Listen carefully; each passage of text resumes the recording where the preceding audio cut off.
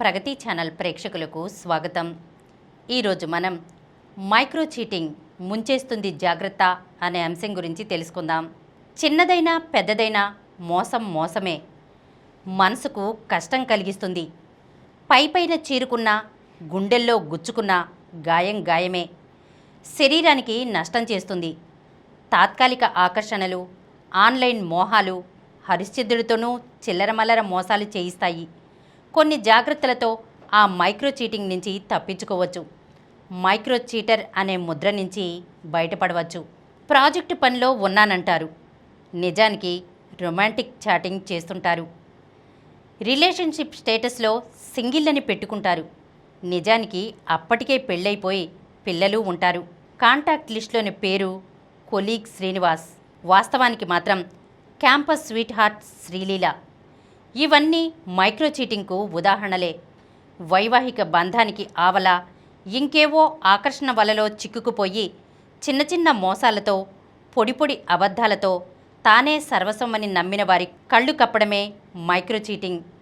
అలా అని ఈ వ్యవహారాలు తీవ్రమైన వెన్నుపోట్లు కాదు, కానీ కంపరం పుట్టిస్తాయి. పోలీస్ కేసు పెట్టాల్సినంత పెద్ద నేరాలు కాదు, అయినా ఎంతో కొంత చికాకు కలిగిస్తాయి. విడాకులు తీసుకోవాలి అనిపించేంత వ్యతిరేకత ఉండదు, కాకపోతే బంధాలకు సన్నని బీటలు పడతాయి. మైక్రో చీటింగ్ ఎక్కడైనా జరగవచ్చు, ఎవరైనా పాల్పడవచ్చు, ఎవరినైనా బాధ పెట్టొచ్చు. నలుగురు మనుషులు ఉన్న ప్రతి చోట ప్రేమకు ఎంత ఆస్కారం ఉంటుందో మోసానికి అంతే అవకాశం ఉంటుంది. ఆ ఇద్దరూ 7 అడుగులతో ఒక్కటైన దంపతులు కావచ్చు, వ్యాలంటైన్స్ డే సాక్షిగా దగ్గరైన ప్రేమికులు కావచ్చు. ఏ అనుబంధానికైనా నమ్మకమే పునాది.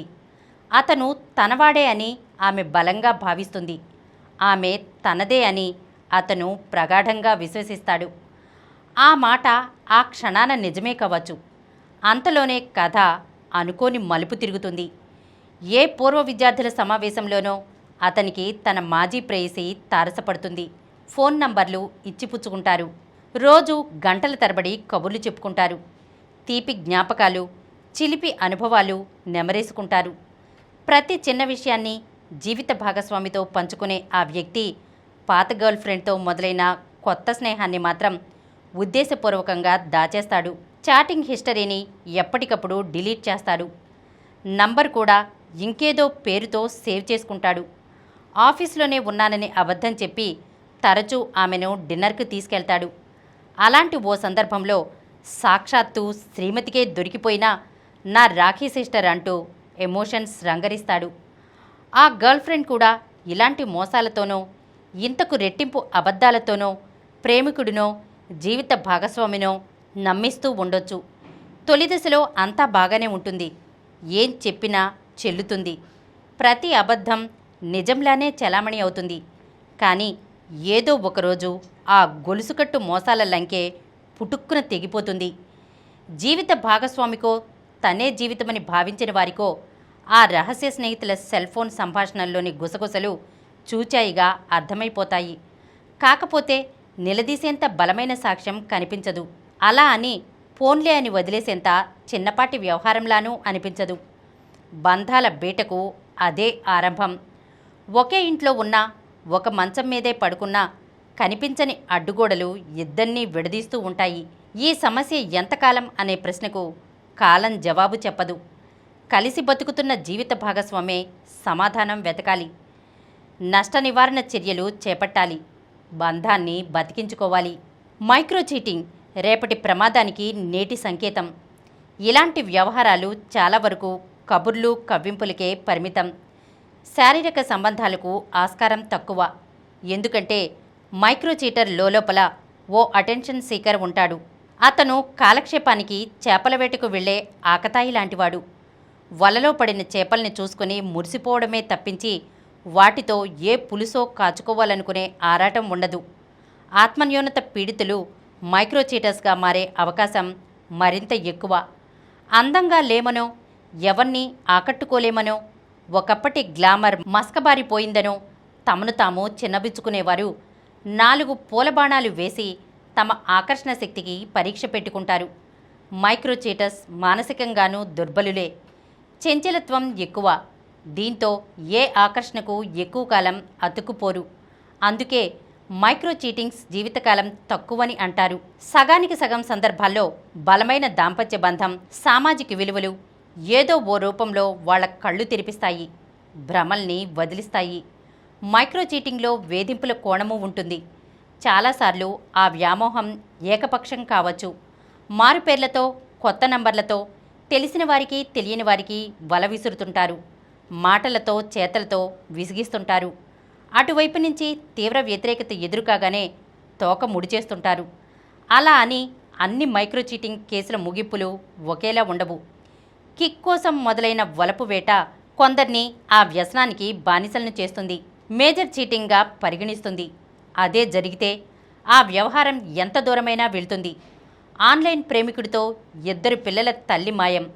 ఆ హత్యకు కారణం అనైతిక సంబంధమే.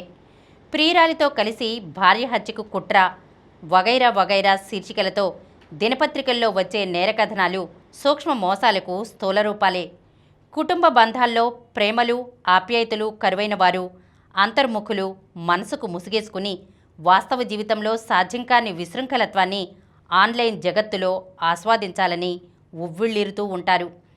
ఒకానొక మానసిక రుగ్మతకు మైక్రో చీటింగ్ ఓ లక్షణమూ కావచ్చు. చికిత్సతో ఆ జాడ్యాన్ని వదిలించడం సాధ్యమే. మైక్రో మోసాలు లైంగిక ఆకర్షణలకే పరిమితం కాదు. ఓ బలహీన క్షణంలో ఆ భర్త కొత్త గాజులు చేయిస్తా అని ఇల్లాలికి వాగ్దానం చేస్తాడు. తులం బంగారం ధర 1,00,000కు చేరువైన పరిస్థితిలో అదో తీరని కళ అని అతనికి తెలుసు. కానీ ఆమె కళ్ళలో మెరుపు చూడాలనే ఆశతో నోరు జారేస్తాడు.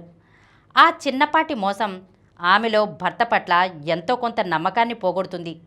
మరో ఇల్లాలు స్నేహితులకు, సహోద్యోగులకు తన పుట్టింటి వారి గురించి గొప్పలు చెబుతూ ఉంటుంది. అందరూ గుడ్డిగా నమ్మేస్తూ ఉంటారు. ఇంకెవరి ద్వారానో అసలు విషయం తెలుస్తుంది. చాటున నవ్వుకోవడం ప్రారంభిస్తారు. తమ సంతోషం కోసం కొందరు, ఇతరుల్ని సంతోషపెట్టడానికి మరికొందరు మైక్రో చీటింగ్ను ఆశ్రయిస్తుంటారు. ఎవరు చెప్పినా, ఎంత చిన్నదైనా అబద్ధం అబద్ధమే. ఏదో ఒకరోజు బద్దలు కావడం ఖాయం. అసత్యాల పునాదుల మీద ఏ బంధాన్ని నిర్మించుకోలేం. కట్టుకున్నా ఏదో ఒకరోజు కుప్పకూలుతుంది. ప్రతి మైక్రో చీటింగ్ వ్యవహారంలోనూ 3 కోణాలు ఉంటాయి. ఆ చిల్లర మోసగాడు లేనిగొప్పలు చెబుతూ ఉన్న నిజాల్ని మరుగుపరుస్తూ తనను తాను మోసం చేసుకుంటాడు. ఇది మొదటి కోణం. మరొకరిని తన వైపుకు తిప్పుకునే ప్రయత్నంలో తనలో సగమైన జీవిత భాగస్వామిని మోసం చేస్తాడు. ఇది రెండో కోణం. తానేం చెప్పినా గుడ్డిగా నమ్మేస్తున్న మూడో వ్యక్తిని అడ్డంగా మోసగిస్తాడు. ఇది మూడో కోణం.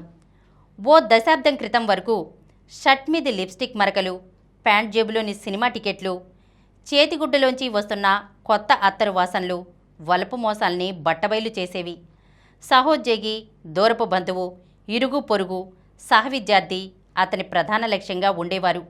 సామాజిక మాధ్యమాల ప్రభంజనం తర్వాత సోషల్ మీడియా మైక్రో చీటింగ్కు కార్యస్థలంగా అవతరించింది. మోసాల స్వరూప స్వభావాలు మారిపోతున్నాయి. ఓ ఫేక్ ఐడి సృష్టించుకుంటే చాలు ఎంత విశృంఖలంగా అయినా వ్యవహరించవచ్చు. ఫేస్బుక్లో ఓ అందమైన అమ్మాయి పోస్ట్ చేసిన తలాతోకాలేని రాతలకు మనసు నిండా కల్మషంతో అత్యద్భుతమైన కవిత్వం అంటూ యోగ్యతాపత్రం ఇవ్వడం మైక్రో చీటింగ్ ప్రయత్నమే. ఎవరో అప్లోడ్ చేసిన ఫోటోలకు రెచ్చగొట్టే భాషలో వ్యాఖ్యానాలు చేయడం, ఇంకెవరో ఫార్వర్డ్ చేసిన అశ్లీల చిత్రాలను డౌన్లోడ్ చేసుకుని ఏకాంతంలో ఆనందించడం వర్చువల్ అపరాధాలే. ప్రత్యేకించి ఒక వ్యక్తి సోషల్ మీడియా ఖాతాన్ని చూస్తూ గంటల తరబడి గడిపేయడం కూడా మైక్రో మానసిక జాడ్యమేనంటారు సైకియాట్రిస్టులు. స్త్రీ పురుషులు ప్రాణ స్నేహితులు కాకూడదనే విషయం లేదు. ఆడైనా మగైనా సహోద్యోగులుగానో సహపాఠీలుగానో శ్రేయోభిలాషులుగానో తాము విలువల విభజన రేఖకు అవతలే ఉన్నామనే విషయాన్ని అందరికీ పనికట్టుకుని చెప్పాల్సిన అవసరమూ లేదు. కానీ తెలియాల్సిన వాళ్లకు మాత్రం తప్పక తెలియాలి. జీవన బంధంలో నిజాయితీగా ఉండటం ఎంత ముఖ్యమో నిజాయితీగా ఉన్నట్లు ప్రవర్తించడమూ అంతే అవసరం. కొన్నిసార్లు అర్థం లేని అపోహలు, నిరాధారమైన అనుమానాలు పటిష్టమైన బంధాల్ని కూడా కుప్పకూల్చేస్తాయి. యథాలాపంగా ఇచ్చిన లైకులు, యాదృచ్ఛికంగా పంపిన లవ్ ఎమోజీలు, భావుకత కొద్దీ చేసిన కవితాత్మక వ్యక్తీకరణలు కొంపముంచేస్తాయి. అలాంటి సందర్భాల్లో వెంటనే నష్ట నివారణ చర్యలు చేపట్టాలి.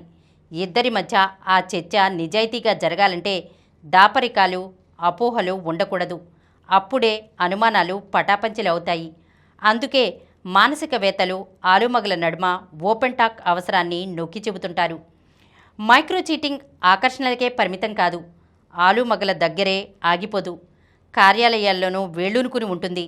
కొందరు ఆఫీస్ వేళల్లో సొంత పనులు చేసుకుంటారు. కంపెనీ వనరుల్ని దుర్వినియోగం చేస్తారు. తమ దృష్టికి వచ్చిన కీలక సమాచారాన్ని చిన్నా చితక కానుకల కోసం ప్రత్యర్థి సంస్థలకు చేరవేస్తారు. కట్టుకథలు చెప్పి తరచూ సెలవులు తీసుకుంటారు. 4 రాళ్లకు కక్కుర్తిపడి తప్పుడు బిల్లులు పెట్టుకుంటారు. ఇంకొకరి ప్రతిభను తమ నైపుణ్యంగా ప్రచారం చేసుకుంటారు. ఇలాంటి మోసాలు కెరీర్లో మచ్చలుగా మిగిలిపోతాయి. ఎదుగుదలను అడ్డుకుంటాయి. హద్దులు దాటితే ఇంటిదారి పట్టాల్సిన పరిస్థితి రావచ్చు. మైక్రో చీటింగ్ స్నేహబంధాలపైన బందూకులా గురిపెడతాయి. చాలామంది స్నేహితులతో కలిసి ఉత్సాహంగా వ్యాపారాలు ప్రారంభిస్తుంటారు. ఏడాది తిరిగేసరికి బిజినెస్లో లాభాల సంగతి ఎలా ఉన్నా మిత్రత్వానికి మాత్రం తీవ్ర నష్టం జరుగుతుంది. ఆ చనువును అడ్డం పెట్టుకుని ఒకరికి తెలియకుండా ఒకరు నిధుల్ని వాడేసుకుంటారు. ఆ నమ్మకాన్ని దుర్వినియోగం చేసుకుని ఒకరికి అబద్ధం చెప్పి మరొకరు వ్యాపార పరిచయాల్ని ఉపయోగించుకుంటారు. ఇలాంటి చిన్న పెద్ద మోసాలు బలమైన స్నేహబంధాల్ని కూడా బలి తీసుకుంటాయి. ఎక్కడ ప్రీమియం పెరుగుతుందో అనే భయంతో బీపీ, షుగర్ లాంటి రుగ్మతల విషయంలో బీమా కంపెనీలకు చెప్పే తేలికపాటి అబద్ధాలు మైక్రో మోసాల కిందికే వస్తాయి. ఇలాంటి చర్యలు కష్ట సమయంలో అందాల్సిన సాయం అందకుండా అడ్డుకుంటాయి. కొందరైతే లేనిపోని భేషజాలకు పోయి ఉద్యోగం, ఆస్తిపాస్తులు, జీతభత్యాల విషయంలోనూ అబద్ధాలు అల్లేస్తుంటారు. చివరికి నలుగురిలో కోతల రాయిళ్లుగా మిగిలిపోతుంటారు. మైక్రో చీటింగ్ రబ్బరు బుల్లెట్లతో రైఫిల్ షూటింగ్ లాంటిది. గాయం తక్కువ, తీవ్రత తక్కువే. కాకపోతే రేపటి రోజున జరగబోయే అసలైన తుపాకీ దాడికి ఇదో ముందస్తు హెచ్చరిక. జాగ్రత్త పడితే ఓ మేజర్ చీటింగ్ నుంచి బంధాన్ని కాపాడుకోవచ్చు. ఆ ఉపద్రవం తర్వాత ఆలుమగలు సరికొత్త జీవితాన్ని ప్రారంభించాలే కానీ గతాన్ని తలుచుకుంటూ అక్కడే ఆగిపోకూడదు. రోడ్డు ప్రమాదం నుంచి బయటపడ్డాక ఎవరూ శిరస్త్రాణం విరిగిపోయిందని చింతిస్తూ కూర్చోరు. శిరస్సు క్షేమంగా ఉన్నందుకు సంతోషిస్తారు. ఇది అంతే. ఈరోజు మనం మైక్రో చీటింగ్ ముంచేస్తుంది జాగ్రత్త అనే అంశం గురించి తెలుసుకున్నాం కదా. మరొక అంశంతో మళ్ళీ కలుద్దాం.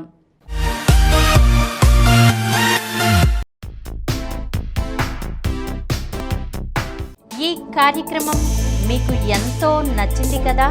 ఇటువంటి మరిన్ని వీడియోల కోసం అనతి కాలంలోనే 20 కోట్లకు పైగా వ్యూస్ సాధించిన సమరం ఛానల్ సమర్పించు సమరం ప్రగతి ఛానల్కు సబ్స్క్రైబ్ చేయండి, లైక్ చేయండి, మీ ఫ్రెండ్స్కి షేర్ చేయండి.